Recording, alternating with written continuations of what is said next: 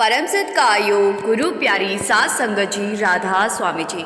संगत जी, पंजाब, जम्मू और हिमाचल के हालात लगातार बिगड़ रहे हैं जी। लगातार बारिश के कारण ब्यास नदी के साथ साथ सतलुज और रावी नदी भी पूरे उफान पर है जी। संगत जी, इतिहास गवाह है, जब जब देश पर कोई आपदा आई है तो बाबा जी ने आगे बढ़कर देश सेवा की है जी। अब फिर से बाढ़ पीड़ित लोगों के लिए अमृत सेंटर नंबर 1 में बाबा जी ने शिविर लगाया है जी, जहां पीड़ित लोगों के लिए लंगर की व्यवस्था की गई है जी। और ये लंगर दिन रात यानी कि 24 घंटे लगातार चलाया जा रहा है जी। जहाँ जहाँ नदी का पानी खतरे से ऊपर है, वहाँ वहाँ बाबा जी के सेवादार दिन रात एक करके सेवा कर रहे हैं जी। मई महीने में जब भारत पाकिस्तान जंग छिड़ने वाली थी, तो भी बाबा जी ने अपने बहुत सारे सत्संग घरों को युद्ध पीड़ित लोगों के लिए खोल दिया था जी। और यही जज्बा बाबा जी अपनी संगत को भी सिखाते हैं कि दूसरों की भलाई और सेवा से बढ़कर और कोई सेवा नहीं है जी। संगत जी, कल पंजाब के मुख्यमंत्री भगवंत मान जी ने भी ब्यास का दौरा किया और पूरे इलाके का जायजा लेने के साथ ज़रूरी निर्देश दिए जी, और आश्वासन दिया कि आपदा की इस घड़ी में सरकार सारी जनता के साथ है जी। इस समय पंजाब की धरती अभूतपूर्व बाढ़ की मार झेल रही है जी। हालात इतने गंभीर हो चुके हैं कि अब तो ब्यास डेरे तक जाने वाला एक मार्ग भी पूरी तरह से पानी में डूब गया है जी, और प्रशासन ने उसे बंद कर दिया है जी। ब्यास नदी का जलस्तर इतनी तेज़ी से बढ़ रहा है कि स्थिति नियंत्रण से बाहर होती जा रही है। इन तीनों नदियों के कारण पंजाब का एक बड़ा इलाका तबाही की चपेट में है जी। ये बाढ़ केवल खेत खलियानों को ही नहीं डुबो रही, बल्कि गांव-गांव में हाहाकार मचा रही है जी। डेरे तक पहुंचने वाला मुख्य मार्ग जलमग्न होकर बंद हो चुका है जी। ऐसे मुश्किल हालात में राहत कार्य भी तेजी से जारी है जी। बाबा जी के सेवादार दिन रात थकान की परवाह किए बिना लोगों की सेवा में जुटे हुए हैं जी। पिछले कई दिनों से लगातार हो रही बारिश ने पंजाब के उन इलाकों का नक्शा ही बदल दिया है जो नदियों के किनारे बसे हुए हैं जी। पानी इतनी तेज़ रफ्तार से फैला कि आसपास के गांव और कस्बे डूब गए जी। लोगों को संभलने का मौका तक नहीं मिला जी। घर, खेत और सड़कें सब लहरों में समा गए जी। किसानों ने जिन खेतों में दिन रात मेहनत करके फसलें उगाई थी, आज वहाँ कई फीट तक पानी खड़ा है जी। देखते ही देखते उनकी मेहनत और उम्मीदें दोनों बह गई जी। गांव में हालात इतने विकट है कि लोग अपने घरों को छोड़कर सुरक्षित जगहों पर शरण लेने के लिए मजबूर है जी। सेना और पुलिस लगातार लोगों को निकालने में लगी हुई है जी। इसके अलावा जहां भी संभव हो रहा है, बाबा जी ने अपने सेवादार भी भेजे हैं ताकि अधिक से अधिक लोगों की जान बचाई जा सके जी और कोई संकट में ना फंसे जी। सबसे बड़ी चिंता ये है कि एक सड़क जिस रास्ते से संगत सामान्य दिनों में डेरे जाया करती थी, आज वही सड़क पूरी तरह पानी में डूबी हुई है जी। कई जगहों पर सड़क कट चुकी है, पैदल जाना भी लगभग असंभव हो गया है जी। गाड़ियों की तो बिल्कुल गुंजाइश ही नहीं है जी। इस मार्ग को आवागमन के लिए बंद कर दिया गया है जी, और अब ट्रैफिक को वैकल्पिक रास्तों से डेरे की ओर भेजा जा रहा है जी। संगत जी, इस समय आई हुई बाढ़ ने आम लोगों की जिंदगी को गहराई से प्रभावित किया है जी। बाजार सूने पड़े हैं, दुकानों के शटर बंद है जी, बच्चों की पढ़ाई ठप हो चुकी है क्योंकि स्कूलों तक पहुंचना संभव ही नहीं है जी। लेकिन इन अंधेरे हालातों में भी इंसानियत और सेवा की रोशनी जगमगा रही है जी। गुरुद्वारा साहिब और डेरा ब्यास ने तुरंत लंगर की व्यवस्था शुरू कर दी है। दरअसल सिख परंपरा हमेशा से मानव सेवा और भलाई के कामों में सबसे आगे रही है जी। चाहे आपदा हो या कोई बड़ा हादसा, गुरुद्वारे से और बाबा जी के डेरे से मदद का सिलसिला कभी नहीं रुकता जी। सेवा के इसी जज्बे को हमारा नमन है जी। संगत जी, यहाँ केवल भोजन पानी का ही इंतज़ाम नहीं किया जा रहा, बल्कि प्रभावित परिवारों के लिए राहत शिविर भी बनाए गए हैं जी, जहाँ खाने पीने के साथ साथ दवाइयों और ठहरने की पूरी व्यवस्था की गई है जी। बाबा जी के सेवादार रात दिन बिना थके काम कर रहे हैं। कोई नाव से लोगों को सुरक्षित स्थानों तक पहुंचा रहा है, तो कोई ज़रूरतमंदों तक राहत सामग्री पहुंचाने में जुटा हुआ है जी। कई संगतें मिलकर बाढ़ पीड़ितों के लिए सहारा बन रही है जी। ऐसे में संगत जी, अगर हमारे आसपास भी कोई परेशान या पीड़ित दिखाई दे तो उसकी मदद करने में ज़रा भी देर नहीं करनी चाहिए जी। इंसानियत हमें यही सिखाती है कि एक दूसरे का सहारा बने। प्रशासन भी हालात पर लगातार नज़र बनाए हुए है जी। जैसा कि पहले भी बताया गया कि पंजाब सीएम भगवंत मान जी ने कल ब्यास का दौरा किया जी और प्रशासन को ज़रूरी निर्देश दिए जी। सेना और पुलिस मिलकर राहत कार्य में लगे हुए हैं जी। साथ में सेवादार भी सेवा करने में किसी से कम नहीं है जी। सच यही है संगत जी कि इतनी भयंकर आपदा से निपटना आसान नहीं होता जी। जब प्रकृति अपना प्रकोप दिखाती है तो इंसान कितना भी सामर्थ्यवान क्यों ना हो, उसकी मेहनत, उसके सपने और उसका सब कुछ एक ही पल में डूब सकता है जी। 2 दिन पहले माता वैष्णो देवी में भी भयानक हादसा हुआ जी। लैंड स्लाइडिंग के चलते कुछ श्रद्धालु नीचे दब गए जी और कुछ लोगों की जान भी चली गई जी। संगत जी, ये सब यूं ही नहीं हो रहा जी। जब जब इंसान ने प्रकृति से खिलवाड़ किया है, तब तब प्रकृति ने अपना रौद्र रूप दिखाया है जी। आज इंसान अपने स्वार्थ के लिए पहाड़ों और जंगलों को काटता चला जा रहा है, जिस वजह से हर साल मौसम में बड़ा बदलाव देखने को मिल रहा है जी। संगत जी, बाढ़ की बात से मुझे एक पुराना किस्सा याद आ रहा है जी। जब एक बार एक गांव में भयानक बाढ़ आ गई थी और उस गांव में बाबा जी को मानने वाला एक सत्संगी रहता था जी। संगत जी, अगर आप इस बात को अगर ध्यान से सुन लेंगे तो यकीन मानिए ये बात आपके जीवन में हर कदम पर काम आएगी जी। इसीलिए मेरी आपसे बेनती है कि अगर आप रूहानी सफ़र चैनल पर आ गए हैं तो इस अगली बात को बड़े ही ध्यान से सुनना जी। संगत जी, एक छोटे से गांव में एक सत्संगी भाई रहा करता था। उसका बाबा जी पर ऐसा अटूट भरोसा था कि हर वक्त सेवा और सिमरन में ही डूबा रहता था। तो एक दिन वो अपने आंगन में बैठा भजन सिमरन कर रहा था कि अचानक गांव में हड़कंप मच गया।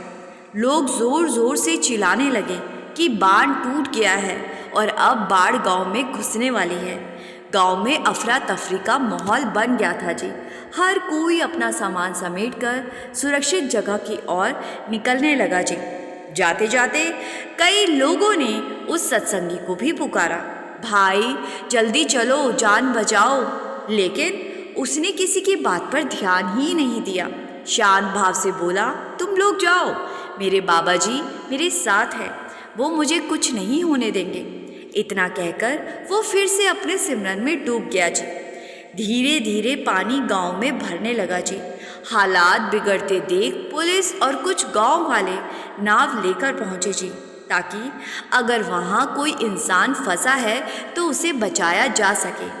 जब उन्होंने उस सत्संगी को देखा तो उन्होंने ज़ोर से आवाज़ लगाई कि भाई जल्दी नाव पे बैठ जाओ, हम तुम्हें यहाँ बचाने आए हैं। मगर उसने ये कहकर मना कर दिया कि तुम मुझे क्या बचाओगे, मेरे रक्षक तो मेरे बाबा जी ही हैं, वे मुझे कभी डूबने ही नहीं देंगे। पुलिस और गांव वाले समझाने की कोशिश करते रहे कि भाई ये समय भावनाओं में बहने का नहीं है, लेकिन जब वो नहीं माना तो मजबूरन होकर पुलिस वालों को आगे बढ़ना पड़ा जी। अब हालात इतने बिगड़ गए कि पानी उसके गले तक आ पहुंचा जी। जान बचाने के लिए वो भागकर अपने घर की छत पर चढ़ गया जी। इधर सरकार ने बड़े पैमाने पर बचाव अभियान शुरू कर दिया था जी। कुछ ही देर बाद इलाके के ऊपर दो हेलीकॉप्टर लगातार चक्कर लगाने लगे जी। उनमें से एक में बैठे जवान ने दूरबीन से देखा तो उनकी नज़र उस सत्संगी भाई पर पड़ी जी, जो अपनी छत पर अकेला बैठा हुआ था जी। तो फौरन हेलीकॉप्टर नीचे लाया गया और उसकी ओर एक रस्सी फेंकी गई। ऊपर से आवाज़ आई, भाई घबराओ मत, रस्सी पकड़ लो, हम तुम्हें बचाने आए हैं। इस रस्सी के सहारे हम तुम्हें ऊपर खींच लेंगे, तुम बस रस्सी को अच्छे से पकड़ लो। संगत जी, अब वो सत्संगी भाई जिसने पहले ही कई बार मदद लेने से इनकार कर दिया था, इस बार भी हट और घमंड में बोल उठा, तुम लोग कौन होते हो मुझे बचाने वाला? क्या तुम भगवान हो? मेरा उद्धार तो मेरे सद्गुरु ही करेंगे। मुझे तुम्हारी कोई सहायता की ज़रूरत ही नहीं है, मुझे तुम्हारी सहायता नहीं चाहिए, तुम यहाँ से चले जाओ। हेलीकॉप्टर में बैठे जवान और अधिकारी ये सुनकर दंग रह गए जी। उन्हें लगा कि ये व्यक्ति कितना अड़ियल है। इतना समझाने का कोई असर ना देखकर वे भी मजबूरन वापस लौट गए जी। दिन बीतते गए। करीब 10-11 दिन बाद बाढ़ का पानी धीरे धीरे उतरने लगा जी। गांव के लोग जो सुरक्षित स्थानों पर शरण लिए हुए थे, वापस अपने घर लौटने लगे जी। जब सबकी गिनती की गई तो ये देखकर सब दंग रह गए कि पूरा गांव तो सुरक्षित था, बस एक इंसान को छोड़कर, और वो अकेला व्यक्ति वही सत्संगी निकला जो हर बार ये कहकर मदद ठुकरा देता था कि मुझे मेरे बाबा जी बचा लेंगे। उस बाढ़ में उसकी मौत हो चुकी थी जी। अब ये खबर सुनकर गांव वालों के मन में सवाल उठने लगे, आखिरकार उसके बाबा जी आए क्यों नहीं? जिस पर उसने इतना विश्वास था, इतना विश्वास किया, उसने उसे बचाया क्यों नहीं? क्या उसका भरोसा व्यर्थ निकला? लेकिन गांव में ऐसे लोग भी थे जो पहले से ही संत मत से जुड़े हुए थे और बाबा जी की शिक्षाओं को समझते थे जी।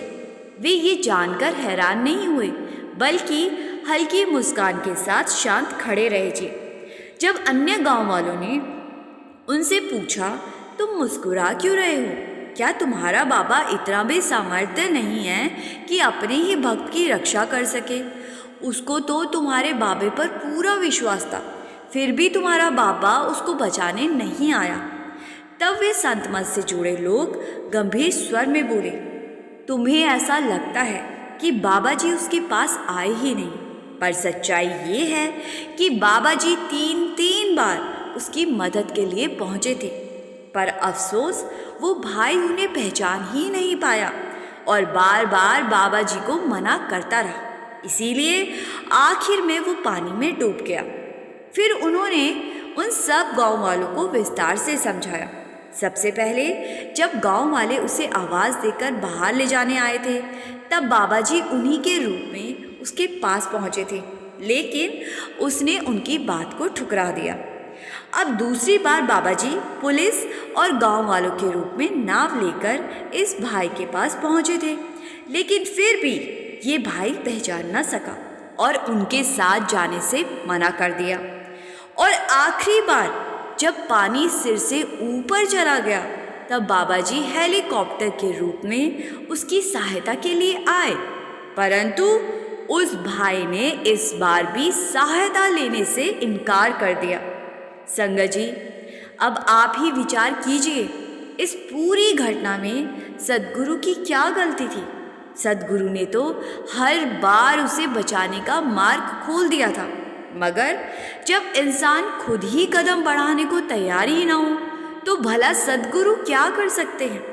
3 अवसर मिलने के बावजूद जब उस भाई ने सद्गुरु को पहचानने से इनकार कर दिया, तब अतः काल ने उसे अपने शिकंजे में कस ही लिया।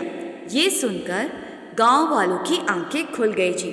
सभी को साफ साफ समझ आ गया कि जब भी हम मालिक को पुकारते हैं तो वे ज़रूर हमारी सहायता के लिए आते हैं। बस फ़र्क इतना होता है कि कभी वे किसी इंसान के रूप में आते हैं, तो कभी हालात के रूप में, और कभी किसी साधन के सहारे। असली बात यह है कि हम में उन्हें पहचानने की समझ और श्रद्धा होनी चाहिए जी। अक्सर जब हमारा कोई काम किसी इंसान के ज़रिए बन जाता है या किसी बड़ी मुसीबत से छुटकारा मिल जाता है तो हम कहते हैं कि उस इंसान को भगवान ने ही हमारे लिए भेजा है। संगत जी, भगवान खुद भले ही आए या ना आए, लेकिन अपने भक्त की मदद करने किसी ना किसी रूप में किसी ना किसी को भेजते ज़रूर है। अब अगर हम उन्हें पहचान ही ना सके तो इसमें पूरी गलती हमारी ही है संगत जी। और दूसरी सीख हमें ये मिलती है कि मालिक हमेशा उसी का साथ देते हैं जो खुद भी मेहनत करता है, संघर्ष से पीछे नहीं हटता जी। कोशिश करने वालों को मालिक कभी निराश नहीं करते जी। लेकिन जो लोग हाथ पर हाथ धरे बैठे रहते हैं और केवल इंतज़ार में समय गुबाते रहते हैं, उनके साथ मालिक भी खड़ा नहीं होता जी। जैसा कि इस साखी में अभी आपने सुना जी कि उस भाई ने अपनी तरफ से ज़रा सी भी कोशिश नहीं की और सब कुछ बाबा जी पर ही छोड़कर बैठा रहा। तो आइए अब इस वीडियो में आगे बढ़ते हुए एक छोटा सा प्रसंग सुनते हैं जी। संगत जी, कहते हैं जब गुरु कृपा करने पर आते हैं तो भिखारी से राजा बनते टाइम नहीं लगता जी। आगे की घटना इसी बात पर आधारित है जी, इसको भी ज़रूर पूरा सुनिए जी। एक आदमी बहुत ही निर्धन था जी। उसकी हालात ऐसी थी कि दिन में 2 वक्त का खाना जुटाना भी उसके लिए कठिन हो जाता था। तो एक दिन उसे किसी विद्वान से मुलाकात का अवसर मिला जी। उस विद्वान ने बताया कि पिछले जन्म में ये व्यक्ति कोई साधारण इंसान नहीं था, बल्कि एक राजा था। मगर राजा होकर उसने अपनी प्रजा पर बहुत ही जुल्म किए। किसी की ज़मीन छीन लेना, प्रजा पर भारी भरकम कर लगाना और अपनी तिजोरी को सोने चांदी से भरते रहना, अब यही उसका काम था जी। आखिरकार उसका वो जीवन समाप्त हुआ और उसको अगला जन्म मिला जी। और अब इस अगले जन्म में वो राजसी ऐश्वर्य खोकर गरीबी और भूख के बोझ तले दब गया जी। विद्वान ने समझाया, ये सब तेरे ही कर्मों का फल है। सुख और दुख इंसान की किस्मत में पहले से लिखे होते हैं और प्रभु का लिखा कोई बदल नहीं सकता। अब ये सुनकर उस गरीब ने मान लिया कि उसकी जिंदगी का बाकी हिस्सा भी इसी दर्द और तंगहाली में गुजरेगा जी। एक दिन वो आदमी भूख से बेहाल इधर उधर भटक रहा था कि तभी उसकी नज़र राधा स्वामी सेंटर पर पड़ी जी। वो वहाँ प्रेम पूर्वक भजन सत्संग हो रहा था और साथ ही लंगर भी चल रहा था। तो भूख से व्याकुल वो सत्संग भवन के भीतर चला गया। भोजन तो मिला ही, मगर साथ में सत्संग की मधुर वाणी ने उसके दिल को छू लिया जी। वो रोज़ वहाँ आने लगा, सत्संग सुनता, सेवा करता और धीरे धीरे उसे नामदान भी मिल गया। अब जैसे जैसे उसके दिन बदले वैसे वैसे उसकी हालात भी बदलती गई जी। उसकी गरीबी कम होती गई जी और आर्थिक स्थिति संभलने लगी जी। उस दौरान हजूर महाराज जी की सरकार थी जी। और एक दिन उस गरीब इंसान ने हजूर जी से एक सवाल किया जी। वो हाथ जोड़कर विनम्रता से बोला, हजूर जी, आप अक्सर समझाते हो कि इंसान को वही मिलता है जो उसकी किस्मत में लिखा है। सुख दुख, तकलीफ़ें और सुविधाएं सब हमारे कर्मों के हिसाब से ही तय होती है। तो जो समय और जैसा भाग्य लिखा है वही घटता है, ना उससे पहले ना उससे बाद में, ना ज़्यादा ना कम। लेकिन मेरे जीवन का अनुभव कुछ और कह रहा है। पहले मैं भयंकर गरीबी में था, भूखा मरने की हालत थी, मगर आपके चरणों में आने के बाद सब कुछ बदल गया। आप ही ने मुझे भिखारी से राजा बना दिया। तो फिर बाबा जी, ये कैसे संभव हुआ कि किस्मत का लिखा बदल गया? संगत जी, जब उस भाई ने अपना सवाल रखा तो हजूर जी मुस्कुराए और बड़े ही प्रेम से कहने लगे, बेटा, करने वाला तो सिर्फ वही मालिक है। मैंने तो कुछ भी नहीं किया, लेकिन वो भाई भावुक हो उठा जी और हाथ जोड़कर कहने लगा, बाबा जी, मैंने तो उस मालिक को कभी नहीं देखा। मेरे लिए तो आप ही मेरे मालिक हैं। मेरी किस्मत बदली है तो आपके कारण ही। आपने ही मुझे इस दुख दर्द से निकाला है। अब ये सुनकर हजूर जी ने एक बड़े अच्छे उदाहरण से इस भाई को समझाया जी। और संगत जी, ये सीख हम सब के लिए बहुत ही ज़रूरी है जी। हजूर जी ने पास खड़े एक सेवादार को आवाज़ दी और कहा कि एक कोरा कागज़, थोड़ी स्याही और एक मुहर लेकर आओ। जब सब कुछ लाया गया तो बाबा जी ने वो मुहर पहले बिना स्याही के दिखाते हुए कहा, देखो बेटा, इसमें जो अक्षर बने हैं ये उल्टे हैं या सीधे। उसने गौर से देखा और कहा, बाबा जी, ये तो उल्टे हैं। फिर बाबा जी ने वही मुहर स्याही में डुबोकर उस कोरे कागज पर छाप दी और फिर पूछा, अब देखो बेटा, अक्षर कैसे दिख रहे हैं। उस भाई ने देखा और खुशी से कहा, बाबा जी, अब तो अक्षर सीधे हो गए। तो बाबा जी ने मुस्कुराते हुए फरमाया, बस बेटा, यही समझाने की बात थी। जैसे मुहर पर अक्षर उल्टे थे लेकिन कागज पर छपते ही सीधे हो गए, वैसे ही इंसान के जीवन का भाग्य भी है। अगर वो नाम की कमाई शुरू कर देता है तो उसका टेढ़ा मेढ़ा भाग्य भी सीधा हो जाता है। उसके भारी से भारी कर्म हल्के पड़ने लगते हैं। संगत जी, कहते हैं जब ब्रह्मा जी ने वेदों की रचना की थी तब उनके पास थोड़ी अतिरिक्त स्याही बच गई थी। तो वे भगवान के पास पहुँचे और विनम्रता से उन्होंने पूछा कि प्रभु, इस बची हुई स्याही का क्या किया जाए। भगवान जी मुस्कुराए और उन्होंने कहा कि ये स्याही संतों को दे दो, क्योंकि मैंने तो इंसानों की किस्मत उनके कर्म अनुसार लिख दी है। अब मैं स्वयं भी अपने लिखे को नहीं बदल सकता, लेकिन संत और सच्चे सद्गुरु अगर चाहे तो इस अतिरिक्त स्याही से किसी की भी किस्मत को बदल सकते हैं। संगत जी, ये कोई कहानी भर नहीं बल्कि हकीकत है जी। सद्गुरु अगर कृपा कर दे तो भिखारी को भी राजा बना सकते हैं जी। हमें हर सांस में अपने गुरु का शुक्राना करना चाहिए जी कि उन्होंने हम पर इतनी दया बरसाई है जी।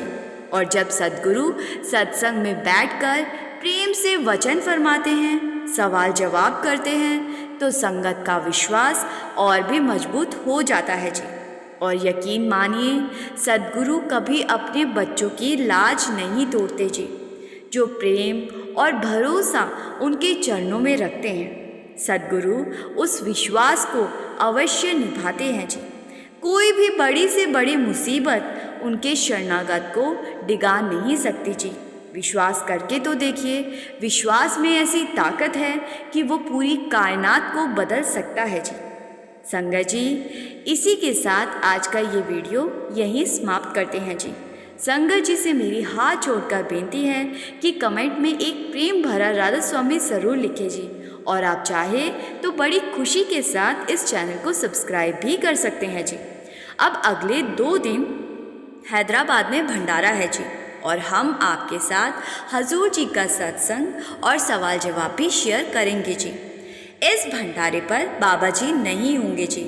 इस बात का जिक्र हमने अपने कल वाले वीडियो में भी कर दिया था जी। गुरु प्यारी साध संगत जी, राधा स्वामी जी।